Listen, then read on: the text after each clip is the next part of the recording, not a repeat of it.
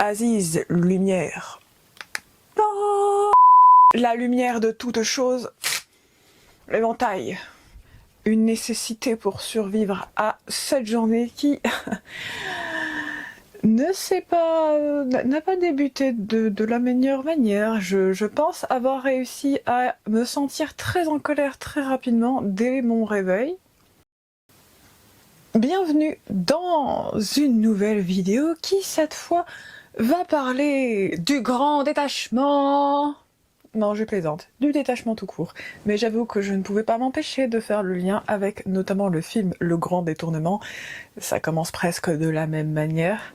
Ça finit probablement d'une manière fort différente. Donc aujourd'hui, on va discuter un petit peu du détachement, de comment s'en sortir, et bien notamment dans certaines situations qui peuvent être stressantes. Là, je vais vous donner quelques exemples, parce que forcément, le détachement, l'art du détachement prend divers visages, et s'applique dans diverses situations. Bien sûr, ici, c'est non exhaustif, parce que sinon la vidéo va durer l'éternité tout entière, tellement il y a des situations où le détachement est nécessaire, mais on va faire rapidement, vous en faites pas, ça va faire moins de 20 minutes, espérons que Adobe Media Encoder, oui je donne le nom parce que je les affiche bien, parce que ça fait beaucoup trop de fois que ça me gonfle, et beaucoup trop de fois que des erreurs de compilation arrivent alors que c'est pas censé l'être. Oui, j'ai le seum jusqu'à maintenant encore, et je l'aurai jusqu'à la fin de ma vie probablement si les choses ne s'arrangent pas avec ça. En premier lieu, sachez, et probablement la chose qui a tendance à nous déranger le plus parce que c'est extrêmement frustrant, c'est le fait de savoir que non, on ne peut pas contrôler quelqu'un dans ses moindres faits et gestes. Beaucoup de personnes trouvent ça très chiant et très frustrant, mais c'est comme ça. On ne peut pas contrôler quelqu'un sur absolument tout, constamment, pour tout et n'importe quoi. Après tout, non seulement on a le libre arbitre, mais en plus, étant donné qu'on n'est pas constamment avec la personne, ce n'est pas possible de contrôler quelqu'un dans l'absolu. C'est impossible, à moins de tomber dans l'illégalité et de faire notamment de la séquestration, ça va être très compliqué. Mais globalement, chacun est libre de ses choix, de ses actes. Parfois, ça nous déplaît souverainement par rapport aux actes que certaines personnes font. Je ne citerai pas actuellement d'actes auxquels je suis en train de penser et qui me mettent déjà très en colère. Bref, je vous raconterai peut-être dans un certain temps, effectivement, ce qu'il s'est passé aujourd'hui. Mais bref, on en parlera peut-être plus tard. Donc oui, on ne peut pas contrôler quelqu'un constamment. À un moment, il faut l'accepter parce que c'est un état de fait. C'est pas juste une opinion, ce n'est pas un avis, c'est une réalité. On ne peut pas contrôler quelqu'un.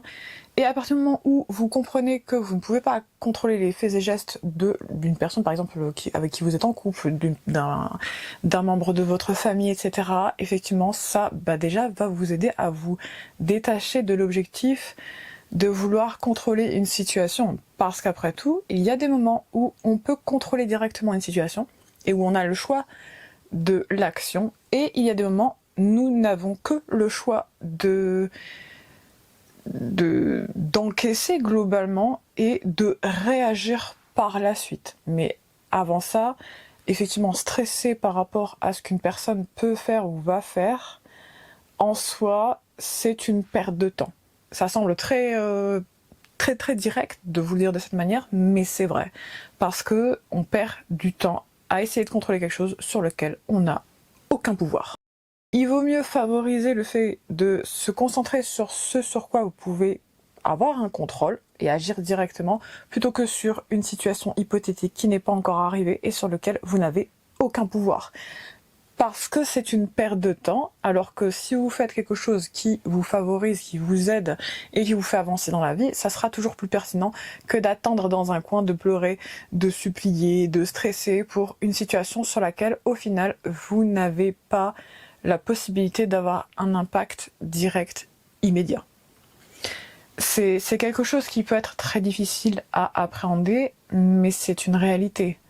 Parce que c'est inutile, c'est une perte de temps, et il y a beaucoup notamment de courants philosophiques orientaux, je pense notamment au bouddhisme, qui parlent déjà du lâcher prise et du fait de se détacher de situations sur lesquelles nous n'avons pas de contrôle, parce que c'est une perte de temps et autant utiliser son temps abonnez-vous. Vous n'êtes pas encore abonné? Il est temps de le faire. Je vous invite également à liker et commenter la vidéo, notamment sur quelle a été votre technique pour vous détacher d'une situation, d'un stress ou tout simplement d'une relation qui vous faisait du mal. Ça peut être intéressant effectivement de partager nos astuces entre nous. Et sur ces mots, on retourne à la vidéo tout de suite. Si une personne vous évite, vous ghost, etc., je pense notamment à divers gros charognards de service, c'est-à-dire des charros qui passent leur temps à entrer dans nos vies comme dans des moulins, comme si au final on n'avait que ça à foutre, excusez-moi, comme si l'on n'avait que ça à faire, de les attendre, et qu'au final ils nous lâchent en vue, etc., sachez que le silence d'une personne est en soi une réponse bien plus éloquente que tout ce que la personne a pu vous dire. C'est-à-dire que si la personne vous évite, ne veut pas vous parler, ne vous répond pas, alors que vous lui avez envoyé un message, ne relancez pas. Et je vais être extrêmement direct avec vous. Relancer est un acte de désespoir. Si une personne ne vous répond pas, alors que cette personne dit qu'elle tient à vous, ce qu'elle dit est des mensonges. Parce que soit ça arrive, une personne a deux choses à faire, il y a plein de messages qui arrivent, ça peut être compliqué à gérer, c'est une chose. Mais si une personne, par exemple, c'est un crush, c'est une relation, etc., et que cette personne, elle vous ghost alors que vous aviez l'habitude de vous parler régulièrement, et que là, vous avez un silence, que la personne, elle vous évite, etc., ne vous ennuyez pas. Parce que son silence parle plus fort que ses paroles. Dans les paroles, la personne, elle dit « tenir à vous ». Dans la réalité, la personne, elle en a rien à faire et elle n'a pas l'intention de mettre du temps et de l'énergie en vous. Parce que si c'était le cas, elle vous aurait répondu. Simple, net, efficace. C'est très dur à entendre, mais c'est vrai. Et j'ai fait partie des personnes qui stressaient énormément par rapport au fait que une personne qui m'intéressait ne me répondait pas, etc. Ça pouvait me faire péter un câble. Et à un moment, en fait, j'ai renoncé. La personne, elle me répond, elle répond. Si la personne ne répond pas, j'ai plus rien à faire. J'ai fait ma part, j'ai été honnête. Si vous êtes honnête, vous êtes intègre, vous avez été droit dans vos bottes ou dans vos talons, allez savoir. Et au final, la personne, elle, ne vous répond pas, elle vous évite, elle vous ghost, elle vous lâche en vue, alors que à la base, vous matchiez plus ou moins. C'est une réponse en soi qui parle bien plus fort par son silence que tous les boniments et les grosses disquettes que cette personne vous a servi. Vous avez non seulement mieux à faire, mais en plus vous avez des personnes qui, elles, vous respecteront et ne vous feront pas subir ce genre de comportement immature, stérile et profondément irrespectueux. Parce qu'une personne qui vous respecte ne fera pas ça. Attendre qu'une personne daigne nous choisir, sachez que, et la manière de se détacher profondément de ça, c'est tout simplement refuser d'être choisi. Sachez que vous n'êtes pas dans un étalage d'une épicerie fine où vous attendez que quelqu'un daigne vous prendre et vous acheter. À la base, le détachement, ça passe aussi par le fait de ne pas tout faire pour que tout le monde nous aime, pour être apprécié, aimé, adulé et cherché par tout le monde. Si les personnes vous apprécient comme vous êtes, tant mieux. Si elles ne vous apprécient pas comme vous êtes, tant pis. Et le détachement, ça passe également par ça, sur le fait de se détacher du regard des autres, de l'approbation des autres, mais aussi du fait de quémander globalement la validation d'autrui, comme si au final, si on réussissait à être apprécié par tout le monde et choisi par tout le monde, ça voudrait dire qu'on a autant de valeur, beaucoup plus de valeur qu'au final ce que l'on se prête à soi-même. Et c'est pas le cas. Et le détachement, c'est notamment ça, c'est se détacher du regard des autres et de la validation extérieure. Vous êtes, la personne, elle veut être avec vous, tant mieux. Elle veut pas, tant pis. Vous n'êtes pas là, personne n'est là pour quémander pour un peu d'attention ou quémander tout simplement pour être choisi. Vous n'êtes pas un objet, vous n'êtes pas une pomme au milieu d'une épicerie fine. Vous êtes une personne qui a ses qualités, qui a ses défauts, et tant mieux. Vous êtes une personne comme vous êtes, et tant mieux. Vous n'êtes pas parfait, mais vous êtes vous-même, et c'est déjà très bien. Parce qu'être aligné avec soi-même, c'est probablement la chose la plus difficile qui soit, contrairement à essayer de plaire à tout le monde. Je peux vous assurer que plaire à tout le monde, c'est très facile, mais oser être aligné avec soi-même, oser être soi-même, est largement plus difficile que tout le reste. Parce que c'est prendre le risque de déplaire, c'est prendre le risque d'être soi-même et de refuser de se plier à des règles ou de se plier à des dictats juste pour plaire à tout le monde. Vous plaisez aux bonnes personnes parce que la sélection naturelle, elle est en état de fait. Si une personne est attirée par vous quand vous êtes vous-même, tant mieux, c'est que la personne elle est attirée par ce que vous êtes vraiment. Si la personne elle est attirée juste parce que vous essayez de plaire, vous essayez de rentrer dans un moule, c'est pas une bonne personne. Parce que la personne, elle n'aime pas qui vous êtes, elle aime une projection que vous pensez être ce que vous êtes censé incarner pour que d'autres vous aiment. Et là, en fait, cette personne, elle apprécie la sensation d'être avec vous, mais pas vous. Parce que il y a une différence entre être avec quelqu'un qui est soi-même aligné avec ses valeurs et être avec quelqu'un pour l'image ou parce que cette personne, elle plaît à tout le monde. Ce n'est pas la même chose et autant vous dire que il vaut mieux préférer quelqu'un qui vous aime comme vous êtes plutôt que quelqu'un qui vous aime pour une image ou pour un nom. Vivre ses émotions. Alors, vous allez me dire, excusez-moi, je prends un petit verre d'eau, je commence à avoir soif. Vous allez me dire, effectivement, si on vit ses émotions, c'est pas forcément du détachement. Mais en fait, si. Pourquoi ? Parce que quand on a ces émotions, qu'on les garde à l'intérieur de soi, on a tendance, pour le coup, à se perdre dans le fait de vouloir les garder, vouloir les cacher, et au final, on ne peut pas se détacher d'une situation ou d'un trauma ou de quelque chose qui est arrivé dans le passé, parce que comme on est accroché à ces émotions et qu'elles sont encore à l'intérieur de nous, dans ce cas-là, comme ces émotions sont toujours à l'intérieur, on ne peut pas se détacher d'une situation et passer à autre chose, parce que ces émotions ne sont pas sorties. Du coup, pour se détacher notamment d'une situation, d'un trauma, etc., vous pouvez vivre vos émotions. Bon, vous les canalisez quand même, vous faites attention à ne pas juste décharger votre colère sur quelqu'un qui n'a rien demandé, effectivement. Mais vous pouvez par exemple faire des sports de combat et du coup ça va vous défouler et faire ressortir et vous libérer en fait de cette colère. Ou si vous avez besoin de pleurer, vous prenez 5-10 minutes, allez 15 minutes pour vraiment pleurer tout ce que vous avez à pleurer. Juste laissez sortir. Laissez sortir vos émotions, vivez-les, laissez-les vous traverser. Bon, de manière équilibrée, commencez pas à taper sur tout le monde. Et vivez-les. Vivez-les vraiment de manière plus ou moins directe, sans les retenir, sans vous dire non, il faut pas faire ça. Et ce peu importe votre genre, laissez juste, vivez vos émotions, laissez-les être, laissez-les juste sortir de vous. Et de cette manière, vous allez vous détacher de la situation parce que comme vous aurez libéré ces émotions ancrées à l'intérieur de vous, vous pourrez passer à autre chose parce que vous aurez eu cette petite, plus ou moins petite, en tout cas, décharge émotionnelle qui est sortie. Vos émotions ne sont pas ancrées à l'intérieur de vous, ne sont pas en train de vous marquer, ne sont pas en train de vous dévorer de l'intérieur. Elles s'expriment librement et ça, justement, c'est ce qui est intéressant dans le fait de libérer ces émotions, c'est que quand on se libère, on n'a pas besoin de s'accrocher, d'essayer d'avoir du contrôle ou de stresser à propos de ça parce que c'est déjà sorti. Absolument rien n'est impossible.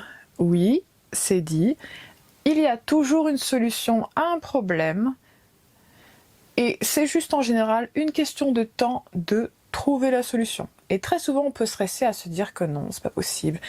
Il n'y a aucune solution, on va pas pouvoir s'en sortir par rapport à tel ou tel problème, alors qu'en réalité c'est davantage une question de temps pour trouver cette solution précise et réussir à se sortir des problèmes ou d'un certain niveau de stress, besoin de contrôle, etc.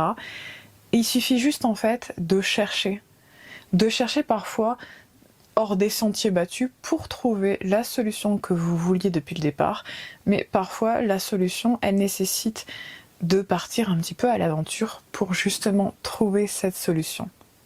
Même si au départ, on pensait qu'elle était impossible, mais c'est souvent davantage une question de ne pas l'avoir trouvée plutôt que du fait qu'elle n'existe pas. Et pour finir, il y a notamment le fait de faire tout ce que vous avez envie de faire, de dire ce que vous avez envie de dire, bon, dans la mesure du possible, évitez d'insulter tout le monde, parce que Quand on aime quelqu'un sincèrement, qu'on lui a dit je t'aime et qu'on a pris des risques pour ne pas rester dans le flou et quand même tenter sa chance. Quand on a fait, par exemple, essayer de réaliser le rêve qu'on a toujours voulu de réaliser, ou si par exemple on est parti dans un voyage qu'on a toujours rêvé de faire, de cette manière on vit sans regret.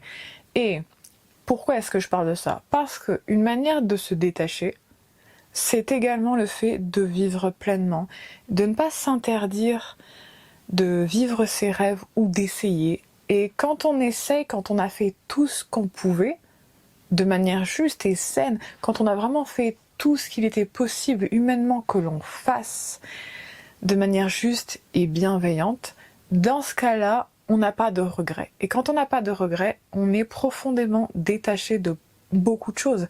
Parce qu'on n'a pas ce stress de se dire « et si j'avais fait ça, et si j'avais fait ci ». Il n'y a pas ça. Parce que quand vous avez fait tout ce que vous pouviez, et que vous aviez donné autant que vous pouviez, vous n'avez pas cette sensation de finalement devoir dire non, pas tout de suite. Par exemple, si eh bien, la mort peut venir, vous savez, la mort vient pour tout le monde. Faut vraiment que j'arrête de dire ça, je dis ça quand même très souvent dans mes vidéos. Bref, quand on a ce niveau de réflexion et qu'on a envie et qu'on agit vraiment directement de cette manière, on n'a pas cette sensation de devoir s'accrocher, de devoir constamment se battre ou prouver sa valeur, parce qu'en fait, quand on est déjà dans l'optique et qu'on agit directement même de telle sorte à ce qu'on fasse tout ce qu'on avait envie de faire tout ce qu'on pouvait et de dire tout ce qu'on avait à dire à quelqu'un, par exemple lui dire je t'aime, alors que beaucoup de personnes craignent de dire juste ces 3 petits mots. Bon, en vrai c'est 2 mots plus une lettre avec un apostrophe, mais bref. Eh bien en fait on a ce niveau de détachement parce que on n'a rien à perdre. Il n'y a rien à perdre quand on a fait vraiment tout ce qu'on pouvait. Parce qu'il n'y a pas ce degré de oui mais j'aurais dû, j'aurais si... Il n'y a pas... Parce qu'on a déjà fait tout ce qu'on pouvait. Et dans cette configuration, il n'y a pas de regret à avoir. Et quand on n'a pas de regret, quand on n'a pas de peur d'avoir manqué une occasion et qu'on a vraiment déjà tenté notre chance, on est extrêmement détaché par rapport à beaucoup de choses stressantes pour la plupart des gens. Il y a vraiment une espèce de détachement profond parce que il n'y a rien de plus que l'on aurait pu faire. Alors oui, il y a au fur et à mesure des rêves qui s'ajoutent, mais à chaque fois on fait en sorte d'aller vers ces rêves et de les réaliser au fur et à mesure. Et il n'y a pas cette espèce de crainte de dire tout simplement j'aurais dû. Parce que pour le coup, vous ne pouvez pas vous dire j'aurais dû si vous l'avez déjà tenté. Il vaut mieux une vie où peut-être que vous avez pris des râteaux, plutôt qu'une vie où on passe son temps à ressasser des situations, des événements ou des personnes avec lesquelles on ressent profondément du regret. Parce que le vrai détachement, c'est aussi ça, c'est ne pas avoir de regrets. Peut-être avoir pris des râteaux, ça m'est arrivé moi-même, je vous le dis, mais je préfère largement m'être pris des râteaux plutôt que n'avoir pas osé dire quelque chose, n'avoir pas osé agir. Et je vous invite à faire pareil. Dans une certaine mesure, on évite de faire n'importe quoi, n'est-ce pas? La loi, n'est-ce pas? Nul n'est censé ignorer la loi, n'est-ce pas? Et sur ces mots, j'espère que vous avez passé un excellent moment avec moi. N'oubliez pas de vous abonner et de commenter et liker si vous avez aimé la vidéo.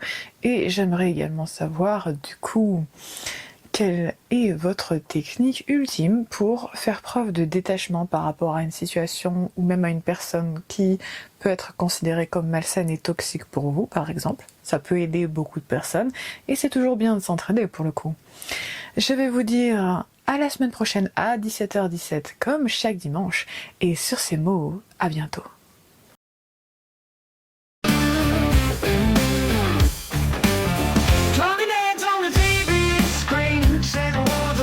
Go. Everyone's a drama queen. show. Press the button, stop the chatter.